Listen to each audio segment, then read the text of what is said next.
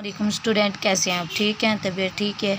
हाँ जी, पिछला टॉपिक हम लोगों ने पढ़ लिया था। हमारा जो पिछला टॉपिक था वो कंप्लीट हो गया था। इसके अलावा आज मैंने कोई न्यू सिरे से सोचा, मैंने कहा कुछ और जो है वो डिफरेंस करते हैं। 9th के चैप्टर का कुछ ना कुछ जो है वो बता देते हैं। वो 10th का था, ये अब 9th के मैंने फर्स्ट चैप्टर के शॉर्ट क्वेश्चन बनाए हैं।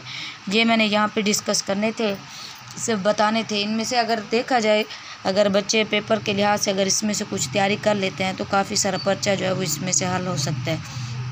हमारे पास पहले चैप्टर के शॉर्ट क्वेश्चन है। हमारे पास पहला सवाल है इंट्रोडक्शन ऑफ बायोलॉजी का तारुफ और उसकी डिवीजन जो है ये बतानी थी। बायोलॉजी से मुराद ज़िंदगी का साइंसी मुताला। और इसके अलावा अगर इसकी डिवीजन देखी जाए तो डिवीजन हमारे पास 3 है, बॉटनी, ज़ूलॉजी और माइक्रोबायोलॉजी। इसके अलावा हमारे पास नेक्स्ट क्वेश्चन है राइट डिफरेंस बताना है पैरासाइट और पैरासाइटोलॉजी में। अब पैरासाइट क्या होता है, पैरासाइटोलॉजी क्या होती है? पैरासाइट से मुराद ऐसे जानदार जो दूसरे जानदार के जिस्म के ऊपर रहता है, रहने की जगह लेता है, उससे खुराक लेता है और बदले में उसे नुकसान पहुंचाता है। मिसाल के तौर पर अगर देखा जाए तो जैसे कि जुएँ वगैरह जो है वो देखी जाए, ये इस चीज़ की मिसाल है कि ये इंसान के सर के ऊपर रहती हैं, रहने की जगह लेती हैं और बदले में खून वगैरह चूसते हैं, यानी कि खुराक वगैरह जो है ये ले सकते हैं। इसकी मिसाल एक और जो है वो मच्छर भी हो सकती है। अगर दूसरे हमारे पास तारीफ है पैरासाइटोलॉजी। पैरासाइट के बारे में इल्म हासिल करना पैरासाइटोलॉजी जो है ये कहलाते हैं। उसके बाद नेक्स्ट बायोटेक्नोलॉजी से मुराद ऐसा तरीक़ाकार जिसमें माइक्रो ऑर्गेनिज़म को इस्तेमाल करके इंसानों के फ़ायदे के लिए जो वो चीज़ें वगैरह बनाई जाती हैं, जैसे मेडिसिन वगैरह हो गया या फिर कोई और प्रोडक्ट जिससे इंसानों को जो है वो फ़ायदा मिल रहा है। इसके ख़ास तौर पर अच्छी मिसाल जो है वो इंसुलिन है। अगला सवाल है मॉलिक्यूल्स और उसके बाद है माइक्रोबायोलॉजी। मॉलिक्यूल्स से मुराद हमारे पास अगर देखा जाए, मॉलिक्यूलर से मुराद देखा जाए तो कहते हैं ज़िंदगी के ऐसे मॉलिक्यूल जिनकी हमारी ज़िंदगी में ज़रूरत होते हैं। मसलन पानी हो गया, वाटर हो गया, स्टार्च हो गया, लिपिड्स वगैरह ये चीज़ें। उसके बाद अगर देखा जाए यहाँ पे हमारे पास दूसरी तरफ है माइक्रोबायोलॉजी।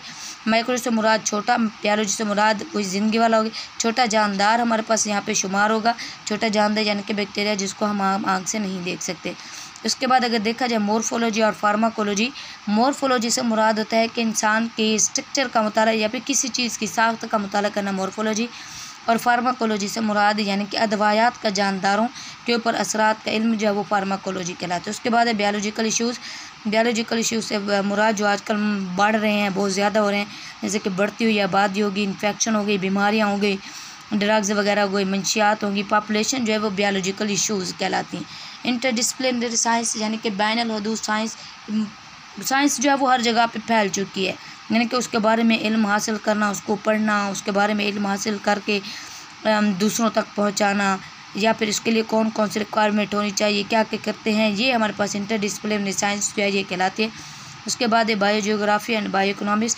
बायोजियोग्राफी से मुराद ज़मीन के मुख्तलिफ एरिया पर पाए जाने जानदारों की स्पीशीज़ का फैलाव और टुकड़ाव, उनकी तादाद के बारे में पता लगाना, ये बायोजियोग्राफी कहलाते हैं। बायोइकोनॉमिक्स से मुराद होता है कि किसी फसल के ऊपर लगाए जाने वाले सरमाया और उसी सरमाए के बाद हासिल होने वाले प्रॉफिट के बारे में इल्म हासिल करना जो है वो बायोइकोनॉमिक्स जो है ये कहलाता है। अगर उसके बाद हमारे पास नेक्स्ट देखा जाए तो हमारे पास फार्मिंग है और फॉरेस्ट्री एग्रीकल्चर हो गया। फार्मिंग से मुराद मुख्तलिफ किस्म के फार्म्स वगैरह तैयार किए जाते हैं, जैसे कि मवेशियों के फार्म्स हो जाते हैं या फिर पोल्ट्री फार्म, कुछ भी हो सकता है। फॉरेस्ट्री से मुराद जंगलात वगैरह। इसमें क्या होता है, जंगलात के मुतल्लिक़ जब हुकूमत को मशवरे दिए जाते हैं, इनके तहफ़्फ़ुज़ के लिए इक़दाम किए जाते हैं। एग्रीकल्चर हमारे पास ज़राअत का शोबा हो गया, यानी कि ज़राअत के शोबे के ऊपर जो है ये फ़ोकस किए जाते हैं। उसके बाद write the name of book Jabir bin Hayyan and Abu Ali Sina. अगर देखा जाए जाबिर बिन हयान के हमारे पास जो फेमस किताब है वो है अल-नबातात और अल-हैवान। और अगर उसके अलावा देखा जाए अबू अली सिन्हा की जो मशहूर किताब है अल-क़ानून फ़िल तिब जो है इसकी मशहूर किताब थी, इसके सिर्फ नाम बताने थे।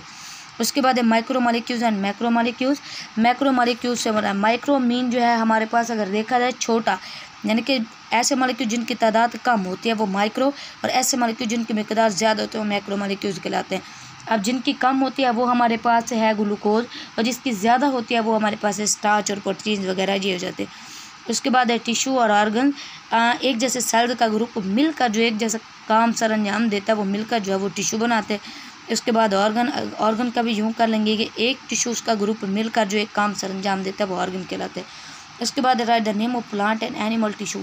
प्लांट टिश्यू और एनिमल टिश्यू के अगर नाम देखें तो प्लांट टिश्यू में आ जाता है एपिडर्मल टिश्यू और ग्राउंड टिश्यू, जबकि एनिमल टिश्यू में आ जाता है नर्वस टिश्यू और मस्कुलर टिश्यू। उसके अलावा देखिए मस्टर्ड प्लांट का साइंटिफिक नाम बताना था और फ्रॉग का जो साइंटिफिक नाम बताना है। मस्टर्ड प्लांट का साइंटिफिक नाम हमारे पास है, देखा जाए तो इसका नाम है ब्रासिका कैम्पेस्ट्रिस, और इसके अलावा जो फ्रॉग का साइंटिफिक नाम है उसका है रानाटा इग्राना जी। इन दोनों के नाम है, ये अक्सर पेपर में आते हैं।